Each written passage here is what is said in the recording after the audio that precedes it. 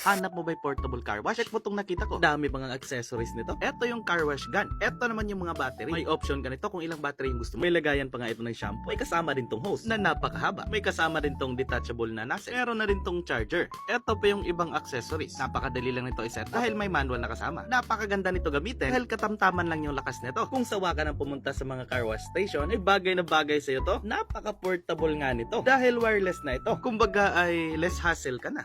Ito pa yung maganda sa kanya. Ang daming function na mapagpipilian. Merong pang sabon, meron ding 15-degree angle at naa-adjust pa ito. Pwede patayo or patagilid. Meron ding 25-degree angle.